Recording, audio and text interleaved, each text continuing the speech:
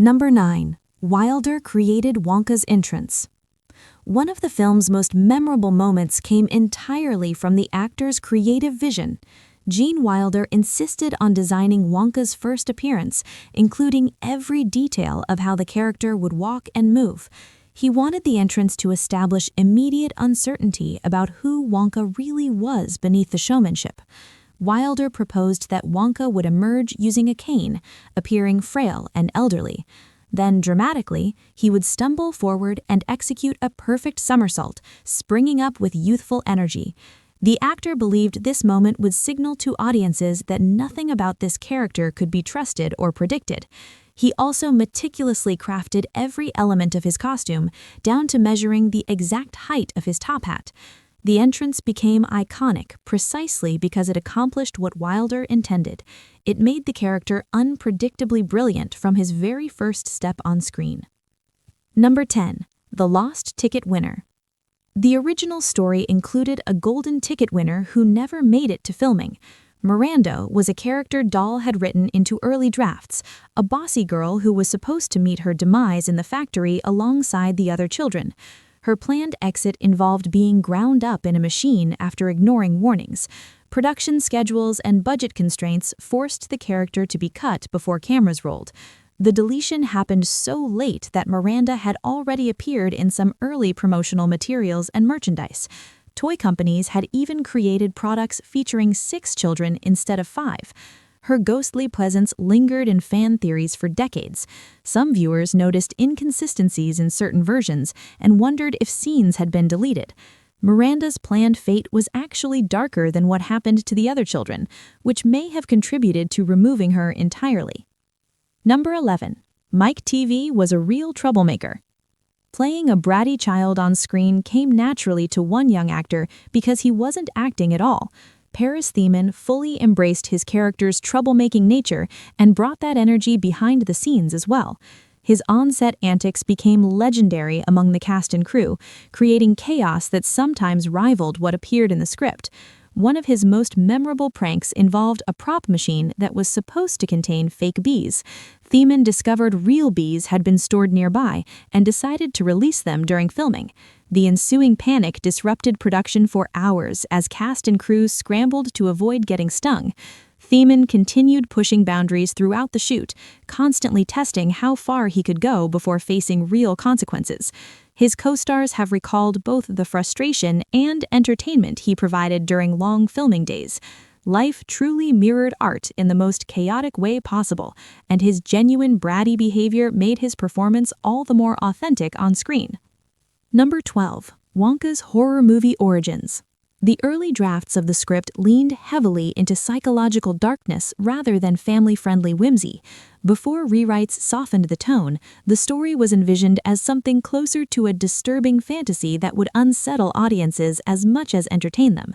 Scenes were written to emphasize dread and danger rather than magical wonder. Some of that original horror aesthetic survived into the final film, most notably in the infamous tunnel sequence. The psychedelic boat ride features disturbing imagery and Wonka's unsettling monologue that feels completely out of place in a children's movie. Gene Wilder delivered those lines with genuine menace, creating a moment that has terrified generations of young viewers. The tonal inconsistency reveals the film's darker origins. While most scenes feel lighthearted, occasional moments slip through that belong in an entirely different genre. This bizarre blend of whimsy and horror became part of the movie's strange appeal, giving it an edge that purely sweet children's films lack. Number 13. How the Candyman Became a Hit. The song performed by shopkeeper Bill in the film's opening sequence wasn't initially expected to have any commercial success. Aubrey Woods delivered a charming performance in the movie, but the tune seemed destined to remain just another pleasant moment in the soundtrack. Then something unexpected happened that changed everything. Sammy Davis Jr. heard the song and decided to record his own version, completely independently from the film's promotional campaign. His cover transformed the gentle melody into a powerhouse performance that climbed the charts rapidly. The song became Davis's only #1 single in his entire legendary career, reaching the top spot and staying there for weeks. This created a rare situation where a film song achieved massive success outside the movie itself. Most people who bought Davis's record had no idea it came from a children's film.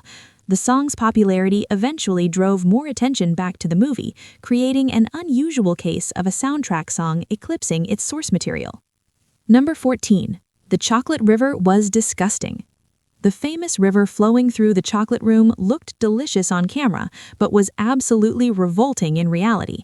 The production team created the liquid from a mixture of water, cream, and brown dye that turned rancid remarkably quickly under the hot studio lights. The smell became overwhelming as filming dragged on day after day. Poor Michael Bolner, who played Augustus Gloop, had to wade through this disgusting concoction repeatedly for multiple takes. The liquid stuck to his skin and clothing, and the odor became so bad that crew members would avoid standing near him between scenes. He required extensive cleanup after each take. The set designers had prioritized visual appeal over practical concerns, never anticipating how quickly the mixture would spoil. By the end of filming those scenes, the chocolate river had become a genuine health hazard. The magic of cinema required one young actor to endure truly disgusting conditions that audiences watching at home would never suspect. Number 15. Wonka props that weren't edible. Despite the film's focus on candy and sweets, very few props were actually safe to eat. The production relied heavily on creative fakery to achieve the right visual effects, and some of those fake items proved genuinely dangerous. What looked magical on screen often carried real risks for the actors handling them daily.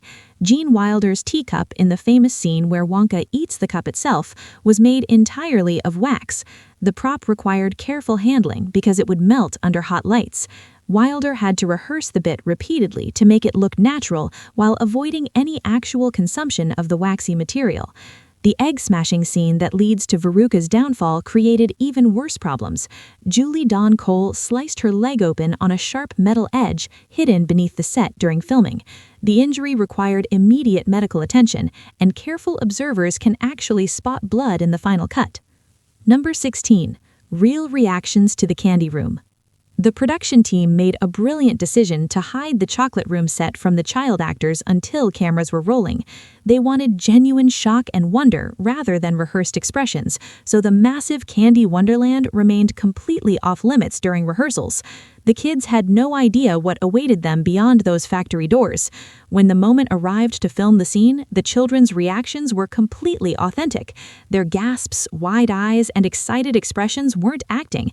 They were experiencing real awe at seeing the elaborate set for the first time. The candy trees, chocolate waterfall, and edible flowers exceeded anything their imaginations had created. This approach created one of the most genuine moments in the entire film. Directors rarely take such risks because untrained child actors might freeze or react inappropriately, but the gamble paid off beautifully. The scene captures pure wonder that would have been impossible to replicate through multiple takes. Those authentic reactions helped audiences share in the magic alongside the characters.